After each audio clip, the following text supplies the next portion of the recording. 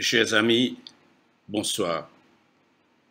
Je suis heureux d'être avec vous ce soir pour ce temps de prière. Prions le Seigneur. Seigneur notre Dieu, nous te remercions pour ta présence ce soir dans chacune des maisons. Merci Seigneur que ta parole nous dit que lorsque 2 ou 3 personnes, nous sommes rassemblés dans le nom de Jésus. Seigneur, tu es là parmi nous. Et ce soir, Seigneur, c'est dans le nom de Jésus que nous venons devant ton trône de grâce pour recevoir ta grâce, ta bénédiction. Saint-Esprit de Dieu, inspire-nous dans ce moment de prière. Que notre prière puisse monter vers toi, Seigneur, comme un parfum de bonne odeur. Merci, Seigneur, d'être à l'écoute de nos prières ce soir, dans le nom puissant de Jésus. Amen.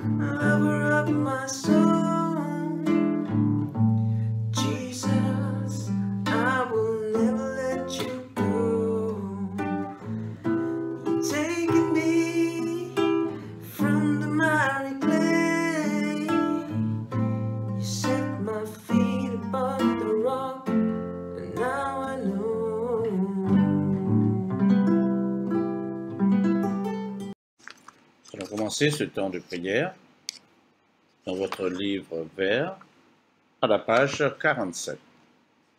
À la page 47 de votre livre de prière. Que ma prière devant toi s'élève comme un encens et mes mains comme l'offrande du soir. À toi le jour, Seigneur, à toi la nuit. Toi qui ajustas le soleil et les astres, c'est toi qui fixas les bords de la mer. l'hiver et l'été, c'est toi qui les formes.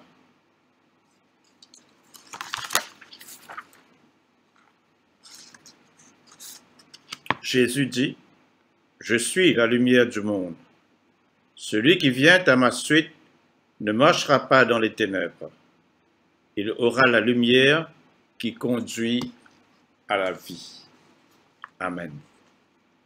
Confession des péchés. Confessons les péchés que nous avons commis contre Dieu et notre prochain. Dieu de miséricorde, nous confessons que nous avons péché contre toi, en pensée, en parole et en acte, par ce que nous avons fait et ce que nous avons omis de faire. Nous ne t'avons pas aimé de tout notre cœur. Nous n'avons pas aimé notre prochain comme nous-mêmes. Nous regrettons sincèrement ces fautes. Humblement, nous nous en repentons. Pour l'amour de ton Fils Jésus-Christ, prends pitié de nous et pardonne-nous. Alors ta volonté fera notre joie, et nous pourrons marcher dans tes chemins pour la gloire de ton nom. Amen. Que le Dieu Tout-Puissant nous fasse miséricorde, qu'il nous pardonne nos péchés par Jésus-Christ notre Seigneur, qu'il nous affermisse en tout bien, et par la puissance de l'Esprit Saint, qu'il nous garde pour la vie éternelle. Amen. Invitatoire et psaume. Dieu vient à mon aide, Seigneur à mon secours. Ensemble, gloire au Père et au Fils et au Saint-Esprit, au Dieu qui est, qui était et qui vient, pour les siècles des siècles. Amen. Alléluia. Page 50. Joie et lumière. Joie et lumière de la gloire éternelle du Père, le Très-Haut, le Très-Saint, ô Jésus-Christ. Parvenu à la fin de ce jour, contemplant cette clarté dans le soir, nous chantons le Père et le Fils et le Saint-Esprit de Dieu. Oui, tu es digne d'être chanté dans tous les temps par des voix sanctifiées. Fils de Dieu qui donne vie, tout l'univers te rend gloire. On va prendre la première lecture de ce soir dans le psaume 47. Le psaume 47, la première lecture de ce soir.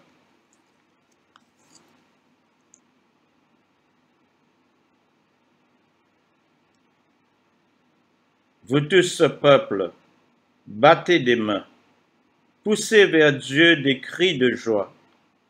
Car l'Éternel, le Très-Haut, est redoutable. Il est un grand roi sur toute la terre. Il nous assujettit des peuples. Il met des nations sous nos pieds. Il nous choisit notre héritage, la gloire de Jacob, qu'il aime. Dieu monte au milieu des cris de triomphe. L'Éternel s'avance au son de la trompette. Chantez à Dieu, chantez. Chantez à notre roi, chantez. Car Dieu est roi de toute la terre. Chantez un cantique. Dieu règne sur les nations. Dieu a pour siège son saint trône.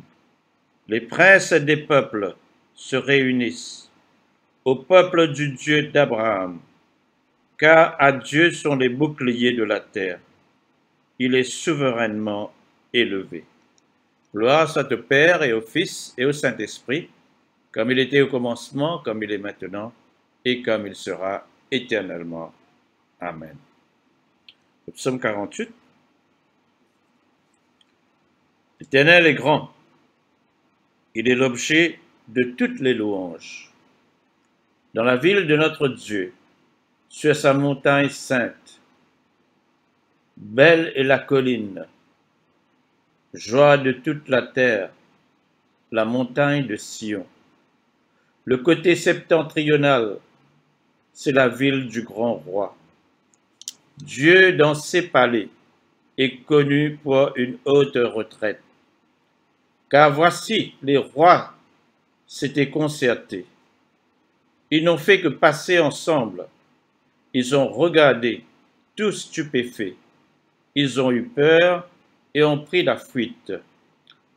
Là, un tremblement les a saisis, comme la douleur d'une femme qui accouche. Ils ont été chassés comme par le vent d'Orient, qui brise les navires de Tarsis. Ce que nous avions entendu dire, nous l'avons vu, dans la ville de l'Éternel des armées, dans la ville de notre Dieu. Dieu la fera subsister à toujours. Ô Dieu, nous pensons à ta bonté, au milieu de ton temple, comme ton nom, ô Dieu. Ta louange retentit jusqu'aux extrémités de la terre. Ta droite est pleine de justice. La montagne de Sion se réjouit.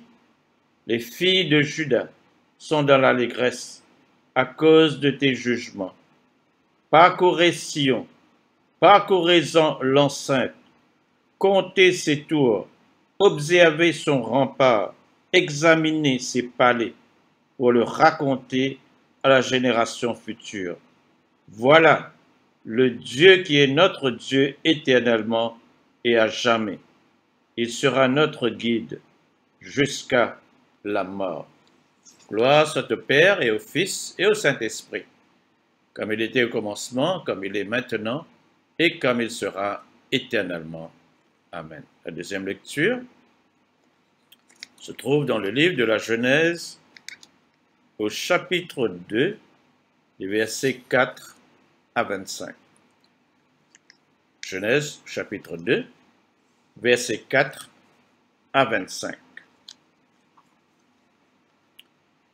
Voici les origines des cieux et de la terre, quand ils furent créés. Lorsque l'Éternel Dieu fit une terre et des cieux, aucun arbuste des champs n'était encore sur la terre, et aucune herbe des champs ne germait encore, car l'Éternel Dieu n'avait pas fait pleuvoir sur la terre, et il n'y avait point d'homme pour cultiver le sol. Mais une vapeur s'éleva de la terre et arrosa toute la surface du sol. L'Éternel Dieu forma l'homme de la poussière de la terre et souffla dans ses narines un souffle de vie, et l'homme devint un être vivant. Puis l'Éternel Dieu planta un jardin en Éden, du côté de l'Orient, et il y mit l'homme qu'il avait fait. L'Éternel Dieu fit pousser du sol des arbres de toute espèce, agréables à voir et bons à manger, et l'arbre de la vie au milieu du jardin, et l'arbre de la connaissance du bien et du mal. Un fleuve sortait d'Éden pour arroser le jardin, et de là il se divisait en 4 bras. Le nom du premier est Pishon, c'est celui qui entoure tout le pays de Havila, où se trouve l'or. L'or de ce pays est pur. On y trouve aussi le bédélium et la pierre d'onyx. Le nom du second fleuve est Gihon. C'est celui qui entoure tout le pays de Couche. Le nom du troisième est Hiddekel. C'est celui qui coule à l'orient de la Syrie. Le quatrième fleuve, c'est l'Euphrate. L'Éternel prit de l'homme et le plaça dans le jardin d'Éden pour le cultiver et le garder. L'Éternel Dieu donna cet ordre à l'homme: tu pourras manger de tous les arbres du jardin, mais tu ne mangeras pas de l'arbre de la connaissance du bien et du mal, car le jour où tu en mangeras, tu mourras. L'Éternel Dieu dit: il n'est pas bon que l'homme soit seul, je lui ferai une aide semblable à lui. L'Éternel Dieu forma de la terre tous les animaux des champs et tous les oiseaux du ciel, Et il les fit venir vers l'homme pour voir comment il les appellerait, et afin que tout être vivant portât le nom que lui donnerait l'homme. Et l'homme donna des noms à tout le bétail, aux oiseaux du ciel et à tous les animaux des champs. Mais pour l'homme, il ne trouva point d'aide semblable à lui. Alors l'Éternel Dieu fit tomber un profond sommeil sur l'homme, qui s'endormit.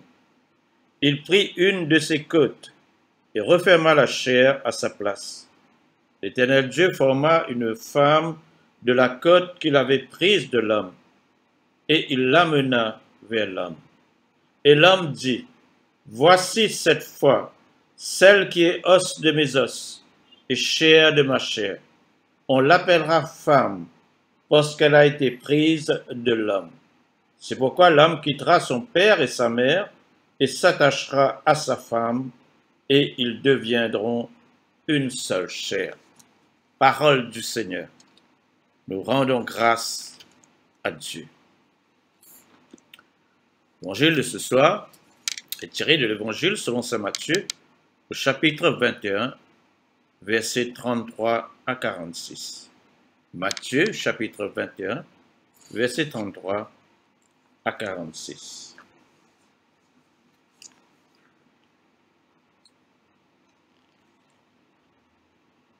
La parabole des vignerons, la pierre de l'angle. Écoutez une autre parabole. Il y avait un homme maître de maison qui planta une vigne. Il l'entoura d'une haie, il creusa un pressoir et bâtit une tour. Puis, il l'afferma à ses vignerons et quitta le pays. Lorsque le temps de la récolte fut arrivé, il envoya ses serviteurs vers les vignerons pour recevoir le produit de sa vigne. Les vignerons s'étant saisis de ses serviteurs, battirent l'un, tuèrent l'autre et lapidèrent le troisième. Il envoya encore d'autres serviteurs en plus grand nombre que les premiers. Et les vignerons les traitèrent de la même manière. Enfin, il envoya vers eux son fils en disant, « Ils auront du respect pour mon fils. » Mais quand les vignerons virent le fils, ils dirent entre eux, « Voici l'héritier. Venez, tuons-le et emparons-nous de son héritage. » Et ils se saisirent de lui, le jetèrent hors de la vigne et le tuèrent. Maintenant, lorsque le maître de la vigne viendra, que fera-t-il à ces vignerons? Ils lui répondirent, il fera périr misérablement ces misérables, et il affermira la vigne à d'autres vignerons, qui lui en donneront le produit au temps de la récolte. Jésus leur dit, n'avez-vous jamais lu dans les Écritures, la pierre qu'ont rejetée ceux qui bâtissaient est devenue la principale de l'angle. C'est du Seigneur que cela est venu, et c'est un prodige à nos yeux. C'est pourquoi je vous dis, le royaume de Dieu vous sera enlevé et sera donné à une nation qui en rendra les fruits. Celui qui tombera sur cette pierre s'y brisera, et celui sur qui elle tombera sera écrasé. Après avoir entendu ces paraboles, les principaux sacrificateurs et les pharisiens comprirent que c'était d'eux que Jésus parlait, et ils cherchaient à se saisir de lui, mais ils craignaient la foule parce qu'elle le tenait pour un prophète. Parole du Seigneur. Nous rendons grâce à Dieu. Frères et sœurs, ce soir, nous allons méditer sur le texte de la Genèse, au chapitre 2, texte de la Genèse qui nous parle de la création de l'homme. Et une chose est sûre, c'est que l'homme a été créé par Dieu. La Bible nous l'affirme ce soir. au chapitre 2 de la Genèse. L'homme n'est pas le fruit de l'évolution, comme nous le prétend la théorie de Darwin. L'homme a été créé par Dieu. Et Dieu est le seul à pouvoir nous dire comment il a créé l'homme. En effet, la parole de Dieu nous démontre ce soir que c'est à partir de la poussière de la terre que Dieu forma le corps de l'homme. Mais il n'y avait pas de vie dans l'homme à ce stade de la création. Et c'est pourquoi, dans une deuxième étape, au niveau de la création, Dieu souffla dans les narines de l'homme le souffle de vie, le souffle de Dieu, le ruach de Dieu. Et à ce moment-là, que l'homme devint un être vivant. Donc nous voyons que dans la création de l'homme, il y a Dieu, il y a le souffle de Dieu, qui est l'Esprit de Dieu et qui donne vie à l'homme. Et lorsque Dieu a créé l'homme, Dieu a bien précisé quel est le rôle de l'homme. L'Éternel prit Adam et le plaça dans le jardin d'Éden avec une instruction très précise.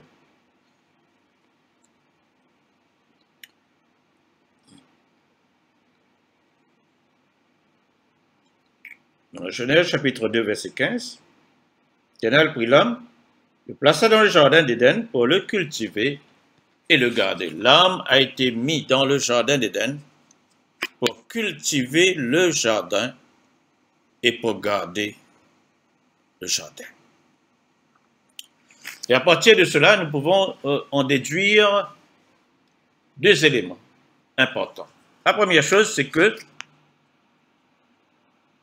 l'homme a été placé dans le jardin pour cultiver le jardin.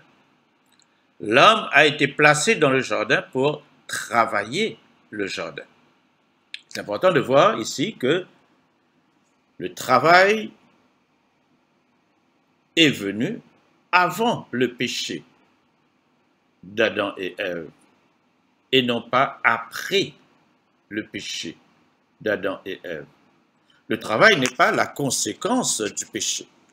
L'homme a été créé d'abord pour cultiver le jardin et deuxièmement pour garder le jardin.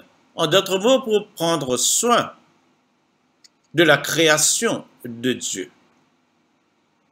Il est tellement important pour nous en tant que chrétiens d'être attentifs pour préserver l'environnement dans lequel Dieu nous a placés. Nous devons sauvegarder notre environnement. Nous devons préserver notre environnement et non pas détruire notre environnement. Mais troisièmement, Dieu a voulu donner à l'homme une instruction d'obéissance à Dieu. Et le test de l'obéissance, Dieu a donné ce test à Adam. Il lui a dit qu'il pourra manger de tout le fruit de l'arbre du jardin. Mais le fruit de l'arbre de la connaissance du bien et du mal, il ne faudrait pas qu'Adam y mange. Et Dieu avait averti Adam que le jour où il désobéira à Dieu, le jour où il mangera le fruit de l'arbre de la connaissance du bien et du mal, il mourra sûrement. Et c'est ainsi que lorsque Adam et Ève désobéirent à Dieu et mangèrent le fruit défendu, la mort spirituelle est arrivée. Adam et Ève furent séparés de Dieu et chassés du jardin d'Éden. Donc cette mort spirituelle éloignée de Dieu. Et deuxièmement, la mort physique est venue dans le monde lorsque, à peu près 900 ans après, Adam et Ève moururent physiquement. La désobéissance à Dieu est un péché. L'apôtre Paul nous fait bien ressortir que le salaire du péché, c'est la mort, la séparation éternelle avec Dieu. Mais nous voyons également un aspect intéressant dans la Genèse au chapitre 2, c'est que Dieu est non seulement le créateur du ciel et de la terre, de l'univers visible et invisible, mais que Dieu porte un intérêt particulier à l'homme. L'homme qui a été créé à l'image et à la ressemblance de Dieu, Dieu veille à son bien-être. À un moment donné, Dieu a dit, il n'est pas bon que l'homme soit seul. Je lui ferai une aide semblable à lui. Et c'est ainsi que Dieu prit une côte d'Adam, et à partir de cette côte, Dieu forma la femme, Ève. Et Adam, en voyant Ève, s'exclama, « Os de mes os, chair de ma chair. » Adam accueillit Ève comme étant son aide, une aide semblable à lui. Et Dieu dit que l'homme quittera son père et sa mère et s'attachera à sa femme, et les deux deviendront une seule chair. Le mariage a été institué par Dieu entre un homme et une femme. Et dans le lien du mariage, il y a cette unité de corps et d'esprit. Et c'est pourquoi Jésus, dans le Nouveau Testament, vient ajouter à cette phrase que ce que Dieu a uni, que nul ne les sépare. Le mariage est dans le plan de Dieu. Le divorce n'est pas dans le plan de Dieu. Et ce soir, il nous faut bien réfléchir que l'homme a été créé par Dieu à partir de la poussière de la terre, que nous ne sommes rien devant Dieu. Nous ne sommes que poussière et nous retournerons à la poussière. Et que l'homme est appelé à vivre selon les instructions de Dieu pour cultiver et garder ce que Dieu a créé. L'homme a été créé par Dieu pour obéir à Dieu. L'obéissance est meilleure que le sacrifice. Et pour chacun d'entre nous, à chaque moment, à chaque instant de notre vie, nous avons à prendre des décisions. Obéir à Dieu ou désobéir à Dieu. Et ce que Dieu veut, c'est une obéissance totale à Dieu et à sa volonté. Amen.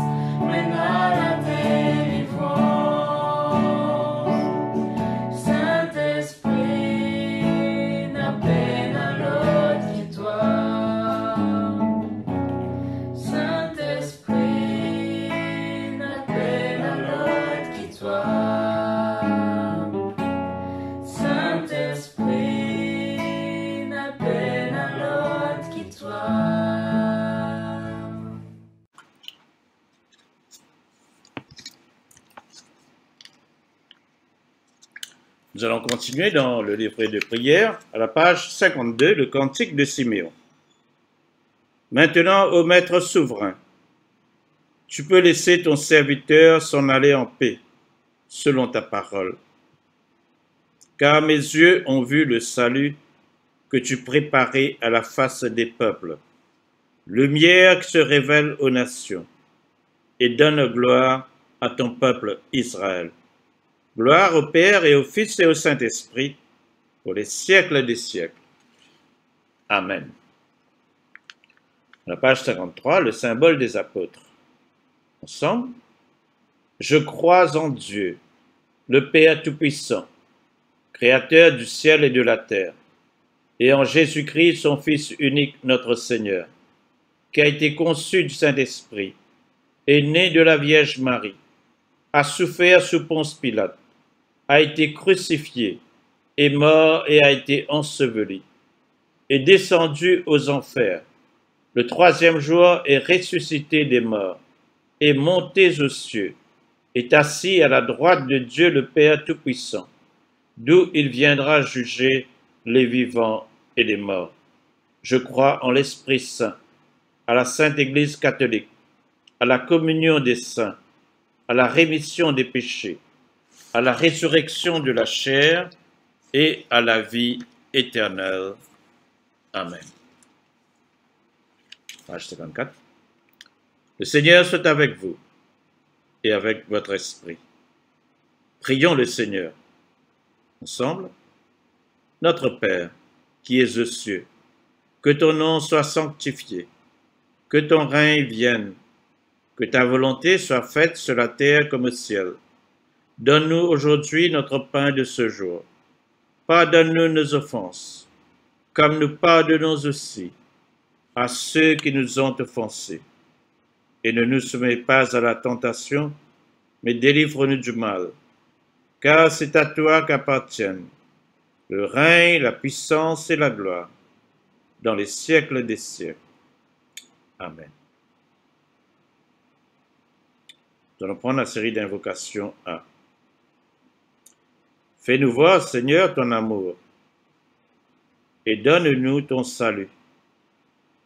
Revêt tes prêtres de justice, que tes fidèles crient de joie. Donne la paix, Seigneur, à toute la création. Toi seul peux nous donner de vivre en sûreté. Seigneur, sois le gardien de cette nation, et guide-nous dans les voies de la justice et de la vérité. Que ton chemin soit connu sur la terre, et ton salut parmi toutes les nations. Que le pauvre ne soit pas oublié pour toujours. Que jamais ne périsse l'espoir des malheureux. Crée en nous un cœur pur, ô Dieu. Que ton Saint-Esprit nous soutienne.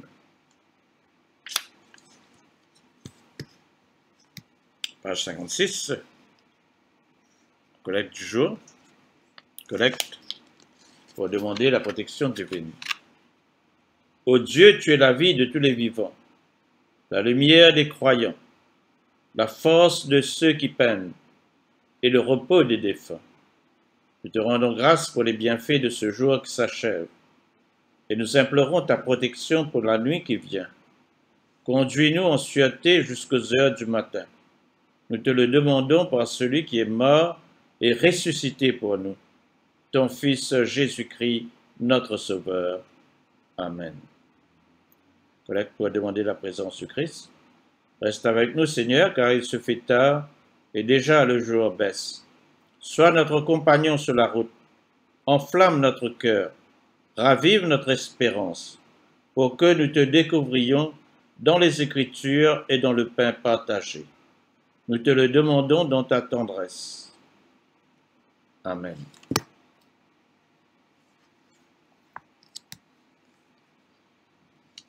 Page 58.